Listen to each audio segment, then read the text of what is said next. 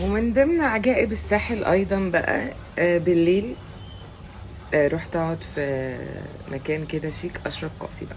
خلاص يعني تعبت بقى من الزحمه وكده، فقلت اقعد كده مطعم لذيذ شياكه حلو اشرب كوفي. وبعدين فوجئت لقيت التشيك جايلي كام 440 جنيه. طلبت تركش كوفي بس اساسا. فناديت المانجر فبقول له حضرتك انا بس طلبت تركش كوفي، فقال لي قلت له طب ده التشيك.